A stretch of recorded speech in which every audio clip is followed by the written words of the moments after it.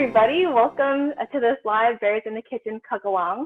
My name is Elizabeth Ong, and I am a registered dietitian that works at University Health Services, UHS, at the Tang Center. I'm excited to be sharing simple, affordable, nutritious, and tasty recipes with you at home.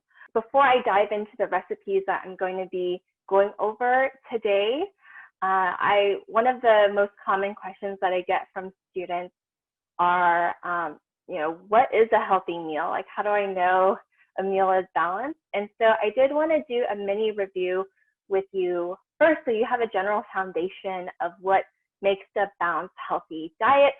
I have some just general concepts to share with you all. And some of you may have heard of this before. I'm just pulling it up. Many folks are familiar with the food pyramid, like the USDA food pyramid. We learned about it in school, and that's a really outdated, those are really outdated nutrition recommendations. So our government came up with something called MyPlate as a general guideline of how somebody can, with this information, you have a general idea of what constitutes a balanced, healthy meal. And so you'll see here with this example of MyPlate or a healthy plate, you have the different, you try to have different food groups part of your meals. So having some type of starch with your meals, having some type of protein, whether plant or animal-based protein, and then making room for veggies on your plate, veggies and or fruit. So that's the general, like, number one thing to take away is try to make sure the different food groups are there for most of your meals, right? This may not be every single meal, but you may not, always have access to all the foods that constitute a balanced meal, but most of the time, can you strive for, trying to balance it out. And then the second takeaway is you notice the proportions of each of the food groups. So, trying to aim for 25% or a quarter of your plate starch, and starchy as in bread, pasta, rice, whole grains, quinoa, the list, barley, oats, the list can go on. And then a quarter of your plate, some type of protein. Again, it could be animal meat, it could be plant-based proteins like beans, lentils, which is actually going to be part of one of our, a protein and part of our recipes I'll be going over soon. And then half of your plate, some sort of veggies and or fruit. And another thing to consider too is that, you can apply the concept of MyPlate to any cuisine, right? It's just not just American cuisine, but it can apply to, this would be like American South type cuisine. You also have like the typical American cuisine diet you see on the left, and then on the right bottom is like a Mexican cuisine style. So it doesn't just it doesn't only apply to like what we think of as American food. It can apply to all different types of cuisines, which makes it very flexible, this concept to use when you're trying to build a healthy meal. So now let me switch the camera angle here so that you can take a look at what I will be preparing today. We have, like I said, we have 3 recipes I'm going to be going over with you today. And I have it printed out here, a lentil soup. And then with the leftovers of the onions, I'm going to teach you how to make quick pickled onions, which really are a nice condiment to go with many different foods. But I actually like how it pairs with the lentil soup because it gives you a little type of acidity and zing that I think complements the lentil soup or stew nicely. And then lastly, we have the Mediterranean salad, which is a really simple, like 3 main ingredient recipe or ingredients for this salad. Really easy to make.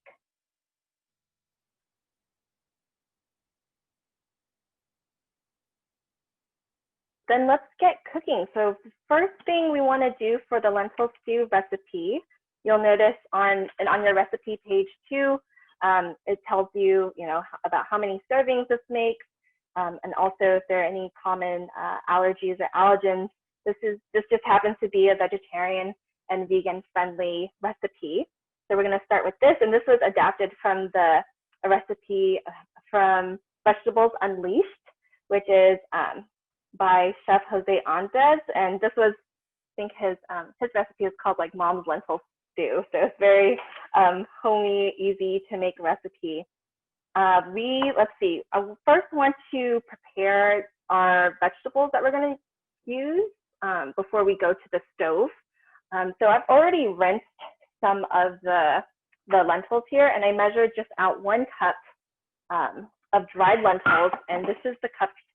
This is actually just a simple, this is from Safeway. Lentils are really great protein to work with. They're plant-based, got a lot of fiber and other and protein and other nutrients as well. But they're also really cheap, and you can always, like, they're really shelf stable. So you just, something that you can easily just keep in your pantry. And it's like an easy protein to use. This bag, like 1 pound bag, is about less than $3, like $2.20 or something like that at Safeway. So really budget friendly and really nutrient dense as well. So I already rinsed this.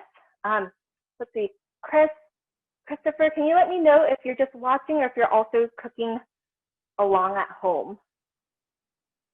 And again, feel free to just use the chat box there.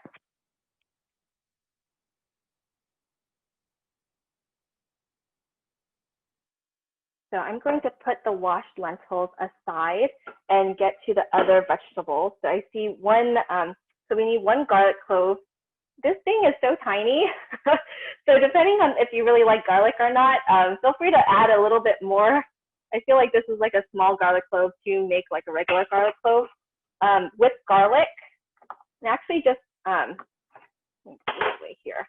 With garlic, I would say some people have a really hard time like peeling and dealing with, garlic. Something that I like to do, especially if the recipe calls for mincing, which is essentially cutting it into really small pieces. I just take, this is the knife that I'll be using. Anytime you're using a knife too, you'll notice I'm not going to be holding it, just in terms of safety, not going to be holding it at the end here because you don't have as much control and it could lead to more injuries. So I hold it at the hilt here, so you have more control. For garlic, I usually like to just smash it like this. And you might hear a big thudding sound. And obviously be careful about the sharp end. But I find that smashing it makes it really a lot easier to then take off the skin. So that's just something I guess I picked up from my mom, watching her cook. So then you've got really nice, easy to work with garlic. Again, also too, in terms of safety, anytime you're cutting, strong grip on your knife. And then you want to have what we call the bear claws, if you've heard of that before. So you don't want to have your fingers sticking out and accidentally cut off a nail or cut your finger. And so try to have your nails kind of tucked in, and also be careful of the thumb too. Sometimes people will tuck in the main 4 fingers and then leave out the thumb. And again, that's potential injury there. So just be mindful of that. And you kind of lead with your knuckles. So that's why this bear claw technique is a little safer. And then and this comes with just practice too. I'm just slicing it, and to mince it is really just making it into tiny pieces.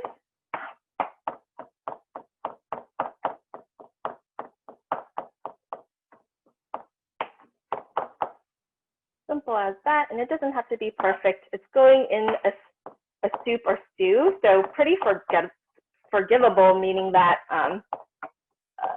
there's a lot of room for variation, let's just say that. So I'm just gonna put here my little garlic ready to go. Next on the list, so we have the dried lentils that's already rinsed, and then we want 1/4 of an onion. So onions here, now we want to peel off the layers of the onion so we get to a good edible layer. And onions do make me cry, so I know I'm not the only one.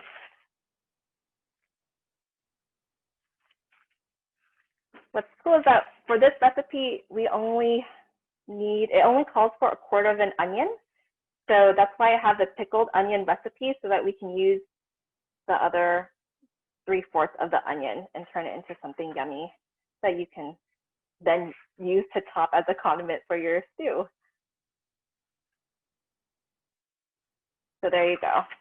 I just kind of peel it off, tug the ends, and so you see like the butt of the onion here is still intact, and that's what makes it easier to work with. Sometimes people will cut that off and then the onion just comes falling apart, and then it's kind of harder to work with. So I always try to keep it intact if you can, and I'll show you why here when we're working with especially round vegetables, that, always thinking about safety and just the more that we can, so this guy is round here, and if we try to work with it, it's just harder to do. So for round veggies, I try to create a flat surface to work with first. So for example, I might just cut in the middle here, middle-ish. So I'm just gonna put half of the onion there. I only need 1/4. So I'm gonna, and now with this half, it's really easy to work with. It doesn't roll around, and it's safer. You got the bear claw, and then cut this in half, and that's the 1/4 that I need, right? And because that butt, I don't know whether this is the root or the butt of the onion, is what I call informal terms, it's still stuck together, so it'll just stay. For this onion, let's see, we want it diced, which is essentially in like cubes, right? It goes in a soup anyway, so again, pretty forgiving. I'm just gonna cut it 3 ways there, and then turn it around, and then cut it 4 or 5 times. And so you see it was nice intact, and then you have some just easily diced onions there. I know onions make some people really nervous because it rolls around, and so having the flat surface really does make it easier. And Christopher too, feel free, if any questions, just use the chat box, and be happy to answer your questions. Next we have carrots, and I've already washed these guys here. I'm just gonna cut up the top carrots. Sometimes if you'll see carrots at the store, they have the nice like green to them. Usually it's like, I think sometimes it'll be like on the organic ones, they'll have the green stuck on them, and you can actually eat those. They taste kind of like celery. So in terms of, minimizing food waste, you can absolutely eat the top of carrots too. And also, some people will peel carrots. There's really no need. Totally fine to eat the outside skin of a carrot. So I'm not gonna skin the carrot. I'm just gonna go, it's already been brushed and washed. Now we want, let's see, we want them cut into 1/2-inch coins. Again, this is also your preference. These guys are pretty small. The recipe calls for 1 medium carrot. Because they're so small, I took out 2 or 3. And my eyes are kind of watery now because of those onions. I'm gonna just rinse my knife a little bit.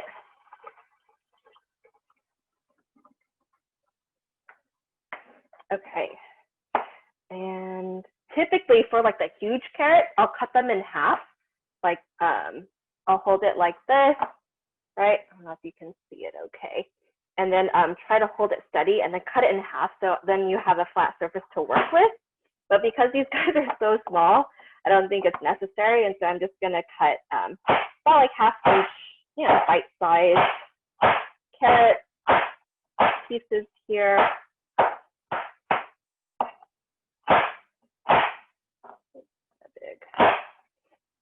And because they're not on a flat surface, just be a little bit more mindful and careful to not hurt yourself. You can go as slow as you need to. I kind of like my carrots a little chunky in the stew, actually, so it's really all your preference, and that's the beauty of you cooking at home. And especially with this recipe, you make a big batch. You can even double this batch if you wanted. and then you just eat, for, this is in terms of prepping for the week, you can eat it for a few days until you get tired of it, and then just freeze the rest until you want to bring it out. You got some stew ready to go, and it freezes really nicely too. Not all foods do, but this soup does. Let's see, next on the list is a potato.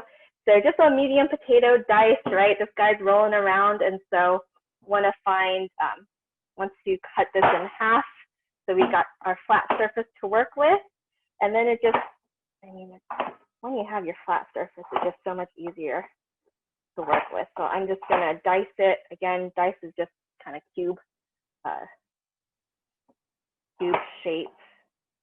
So I'll just cut it one length and then flip it horizontal and do the rest. So I've got that. Throwing that into my bunch of veggies.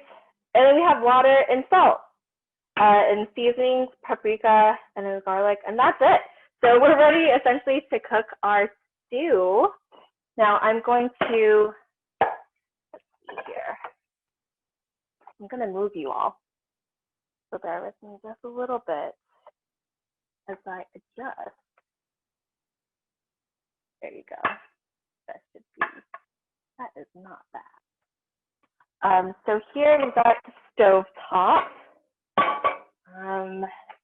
In the directions it says heat with olive oil, I think the most common oil, in a medium size in this pot here.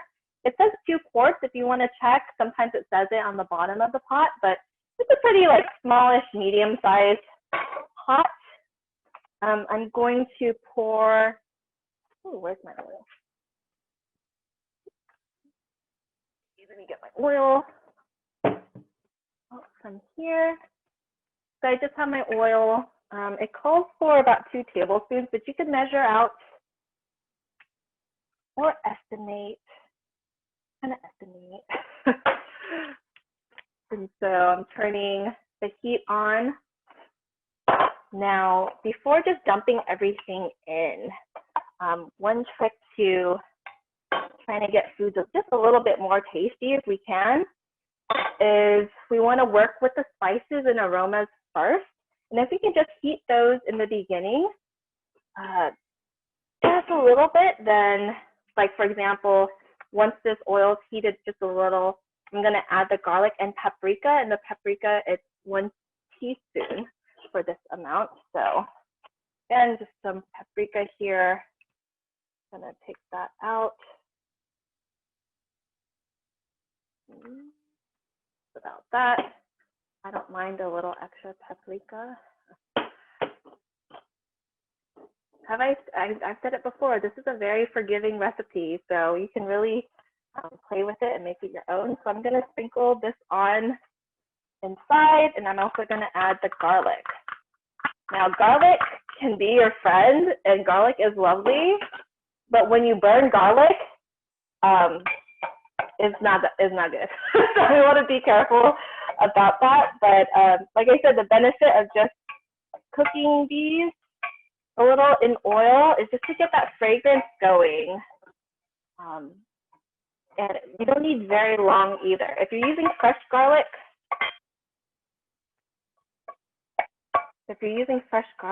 maybe like 20, 30 seconds. If you're using powdered garlic, that thing can burn a lot faster. So I just even like 10, 15 seconds and just keep an eye on it. If you notice things getting kind of dark and black and are nervous, like me right now, I just lift it up. So don't worry about just leave setting while things are burning inside the pan. It's fine. So that is ready to go, and I can smell the aroma even. I'm going to throw in everything now. So I'm going to put in the veggies that we just cut. I don't think any real particular order matters after this, heating up and just getting aroma from your seasoning. And then I'll toss in the washed lentils. And just a general rule of thumb, when you're making any type of starches or grains, typically, whatever you have dried, the amount that you have dried, once it's cooked, it's about double. So I would say 1 cup of dried lentils cooked, once you cook it, comes out to about 2 cups cooked lentils. And this being in a stew and you adding water and volume, it's going to actually come out to more. So I put in all of the ingredients, and now I'm going to top it off with the water. I've already measured out 2 cups here. And actually, when I was testing it, I added 2.5. So I added another half cup of water because I thought it was a little dry once it soaked up all the lentils soaked up all the water. And then it's 1 teaspoon of salt to taste afterwards. So we want to get this guy boiling, at least to boil first. And then once it comes to a boil, so I put the heat on high.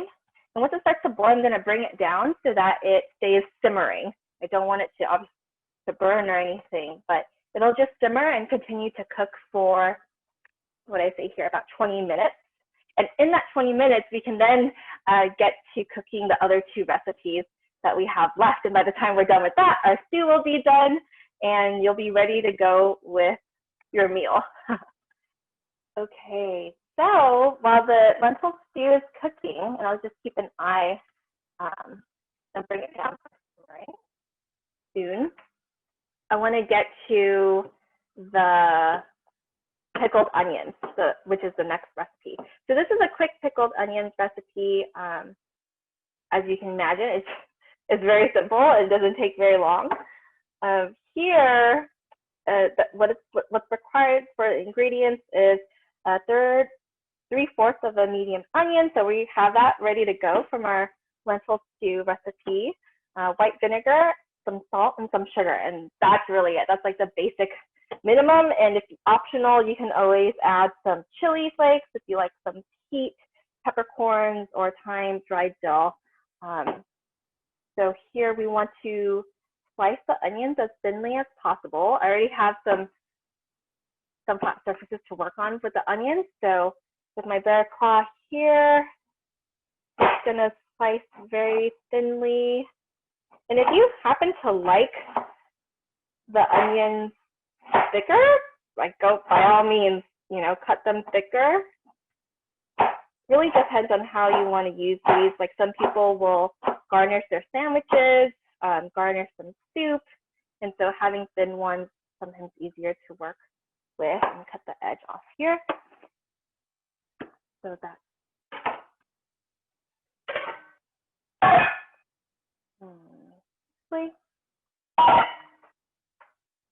I'm gonna direct. No, I will put this. Just gonna put these cut up onions here, and then I'm just gonna cut the rest. Again with the bear claw for safety. You want to go at your own pace. Don't feel rushed to go faster if that makes you even more nervous. Sometimes I'll have to slow down too. When you get to the edge of something that you're cutting, for example, here, the edge, it becomes a little unsteady. So sometimes I'll just flip it over, and then it becomes, you have a larger flat surface to work on, and then I will continue on.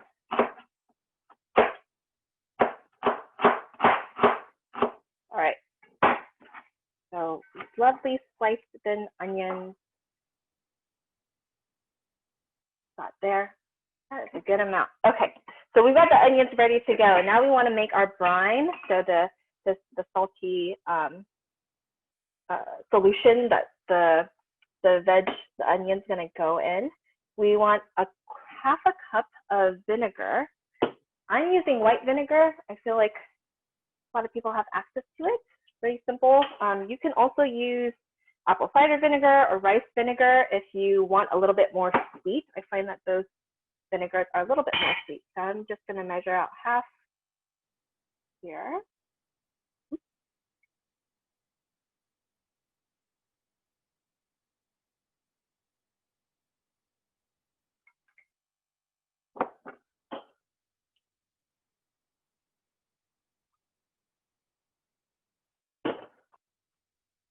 turning down my lentil stew a little bit.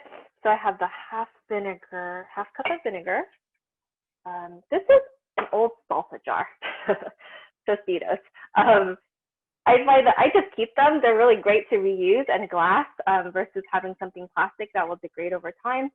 So, if you can, I think these are great to keep and to use for if you want to, even just as like Tupperware or bringing some snacks or food, lunch meals to school.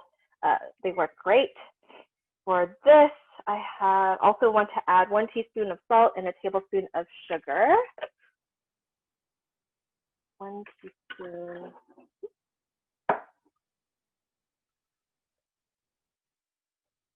So about 1 teaspoon of salt. And then I already have my measured out sugar, 1 tablespoon here. And then we just add it all into the jar. Now, I'm going to microwave this just so that the salt and the sugar can dissolve. It's a little easier to work with. Doesn't need, maybe 5 to 10 seconds. So just let that go for a little bit.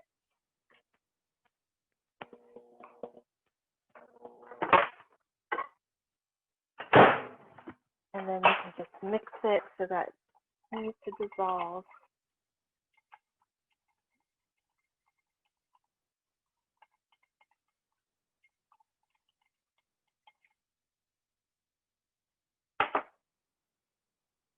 All right, so now you've got your brine or your solution, and you just dump in your onions. That's as simple as this gets. So put in the onions, kind of stuff them in there. This is actually a pretty big onion, so I wonder if we can get all of this in.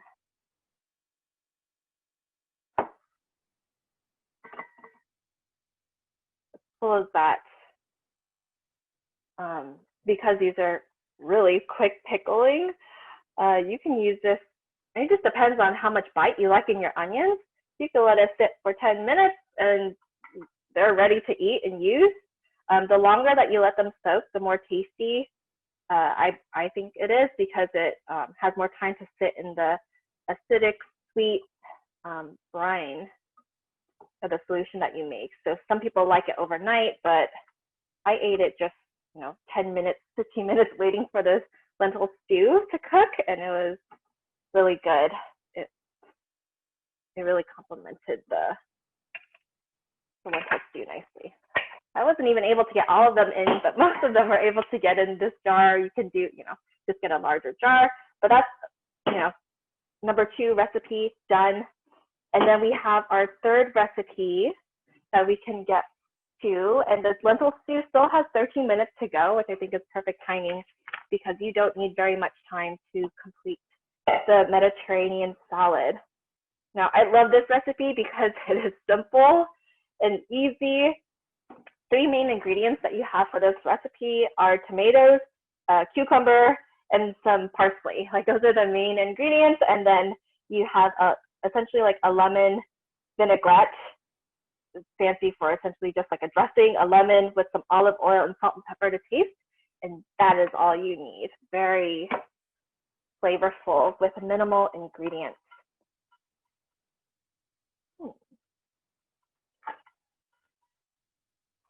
So let's get to prepping the veggies.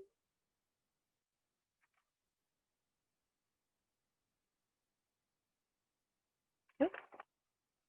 And I just realized that I had forgotten to add in the tomatoes for the lentil stew.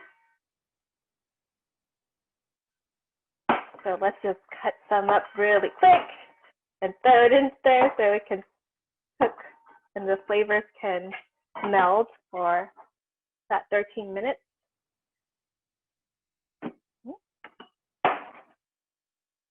I was wondering, I had a lot of tomatoes left.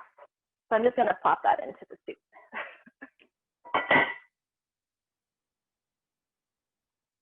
third time I'm saying this recipe is very forgiving, so no worries. I'm just mixing in the tomatoes now and letting it go. Okay, easy. So now we're cutting up the 3 tomatoes, diced, so kind of in smaller cubes. You want this to be an amount of about 2 cups. And for tomatoes, again, you're working with this round veggie here. I kind of turn it on its side. And if you cut it in, these are medium size. I cut it into like 4 slices-ish. And then again, you have flat surfaces to work with, and they're a lot easier to cut. So that's how I work with it. And you want to think about, bite-sized, because this is going to be a salad that you're eating.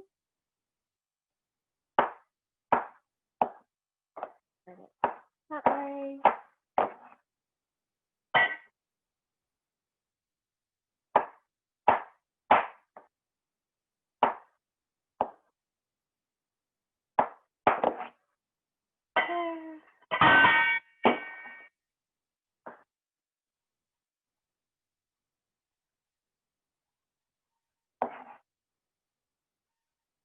And then we have 2 other tomatoes you want to do the same with.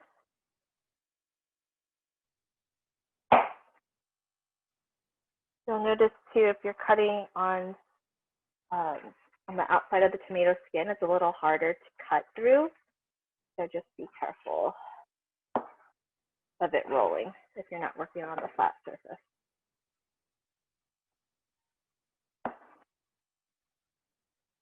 And I find too, sometimes if I cut the tomatoes too large,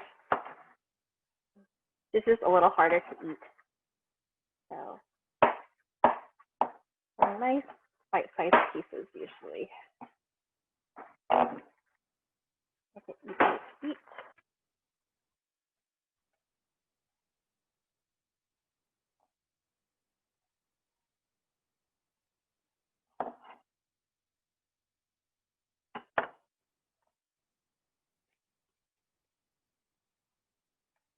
Now the last tomato here.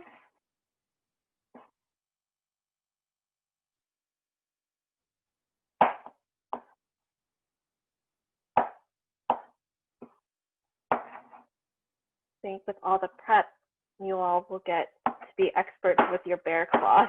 But it's a really simple safety tip. And the more that you do it, the easier that it gets.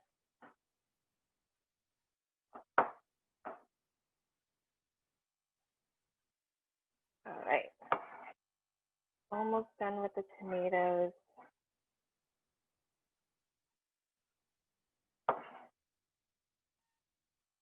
Next, I want to get to my cucumbers, chop off the ends.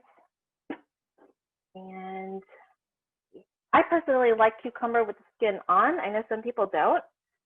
Totally up to you. I'm going to keep the skin on this guy on. And again, I want to work with a flat surface, so I'm holding it in the middle so I get a nice cut down the line. And then there you go, really simple way to work with cucumber. I'm going to cut this long ways into thirds, and then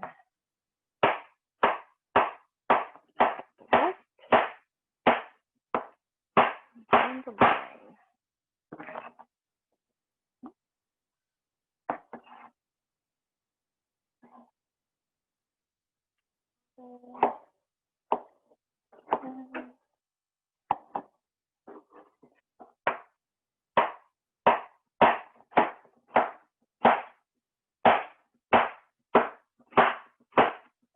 Nice little bite-sized cucumber bit. Okay, lastly, or not lastly, but one of the third main ingredients is the parsley. So this is Italian parsley. You want like about a cup or half a packed cup of parsley leaves chopped. I've already washed this. I'm going to cut out the stems, which you can totally use for something else. I mean, if you don't mind like the the fibrous nature of it in your salad, you can just cut them up small. If you want to keep it leafy, that's fine. I try to bunch it up here using the claw, and then it makes it easy to chop.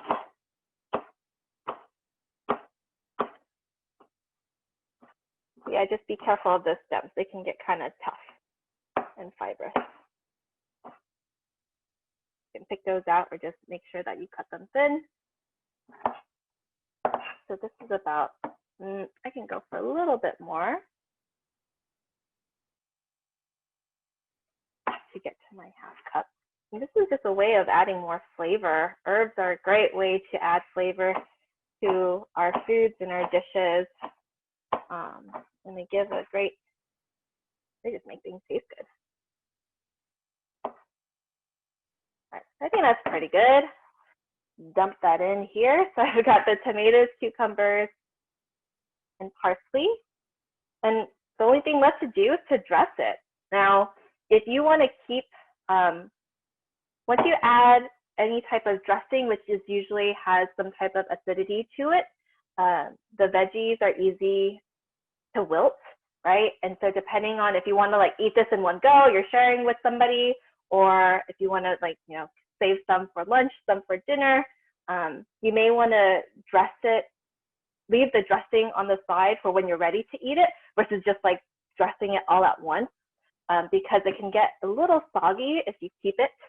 So if I were to just make the dressing by itself here, what's the only thing that's required is you have a lemon, freshly squeezed lemon. Now this is kind of hard.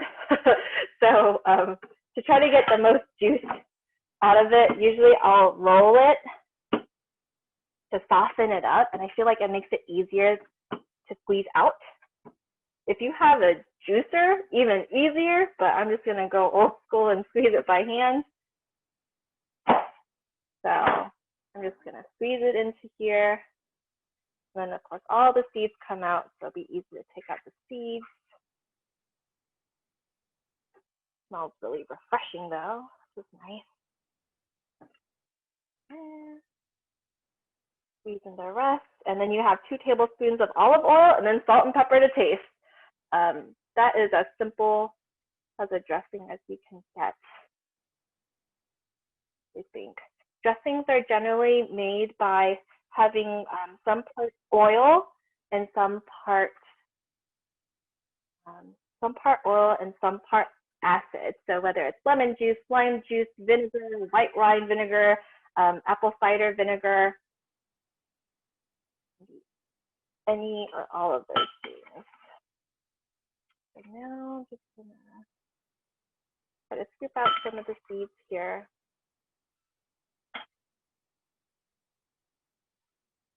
And I can still hear my lentil stew cooking in the background. It's always good just to take a peek to make sure nothing is boiling over or catching any kitchen disasters or anything. I can hear it slowly simmering away, which is good.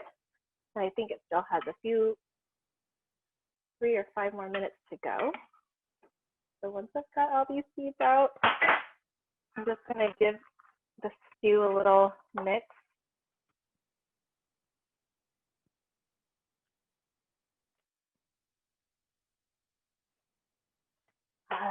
And then we want to add some oil, olive oil. And measure this side out for 2 tablespoons here.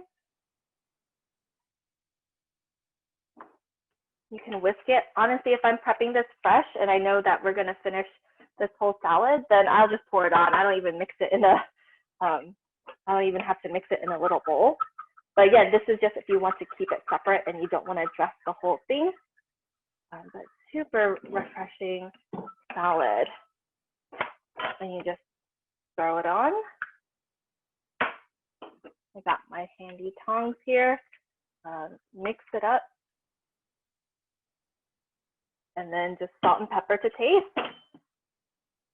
And so you can easily have what we did here for today, these 3 recipes, going back to that MyPlate model, right, of how to have a balanced, how to try to make a balanced meal when you can, or what constitutes a healthy meal. We have that the lentil stew, which I can bring over here, practically done.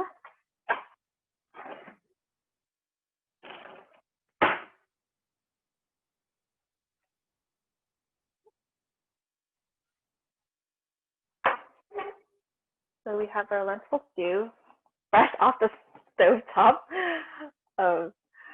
here, right? And the lentils, again, plant-based protein. So, and you have some veggies in there, and you have some starch too. I think this would go great to pair with, say, with rice. You could do with rice, you could do with pita. Excuse me. You could do rice, pita, more potato, right? Really great to have the soup. You want to add your starch to create that MyPlate model, and then, excuse me, the pepper.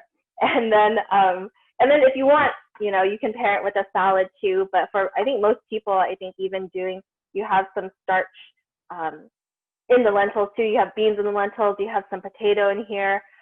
This can actually be quite filling by itself, but I actually like having some rice to it. I think it's a nice meal. So those there, two of the recipes, and then using, you can even taste then your pickled onions here, or even taking a bite. Tastes great to me, and I love sour, I love sweet, and I think onions have a nice bite to them. So like I said, if you were to put, let me get a bowl.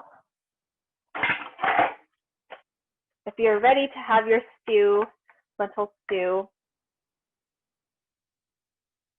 and I think the longer it goes, if you want to keep it on the stove top, and even just overnight, the more time it has for the flavors to like meld together. So with a bowl of lentil stew, and then having some of the pickled veggies on top with some of the brine, I really like how it complements, because you have the calmness, I think, of the lentil stew, heartiness, and then you have a quick bite with the onions, and then if you want some more veg or salad on the side, and then some carbohydrate rice, you have a really full balanced meal there, and really simple. Like I said before, the lentil stew really keeps well if you want to, you know, have it multiple meals and then you get tired of it. You cool it down, put it in a freezer safe container, and you could just keep it and then freeze it for the next time you're ready. You want to have it again, and the meal's already ready to go. Pair it with a starch. And so that is that in terms of the cook along for today. I did want to share with you all, though, some more resources here if you're interested in learning more about nutrition and just the resources that we have at UHS Nutrition for students. And so we do have 2 more Berries in the Kitchen cook-along events coming up on our calendar. One on October 6th, Tuesday at 5 to 6, so it's more of a dinner time. And then October 23rd on Friday, 5 to 6 p.m. I also want to plug in a great, and that's free, obviously, and it's virtual. Also, drop-in nutrition counseling, which is a virtual free service for students where you get to meet with a registered dietitian to get one-on-one guidance on healthy eating. And sessions are 15 minutes. It's meant to be a casual place for you to ask any questions that you would like about food, nutrition, healthy eating. Topics can go on and on.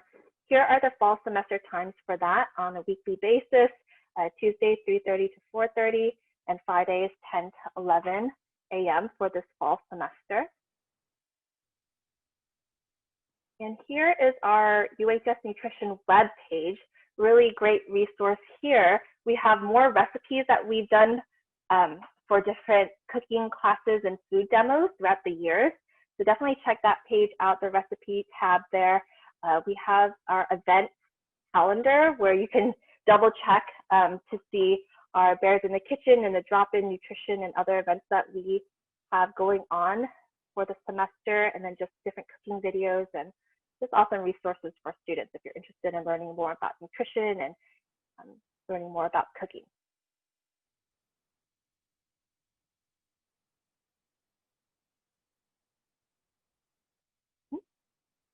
So without further ado, and let me then readjust this.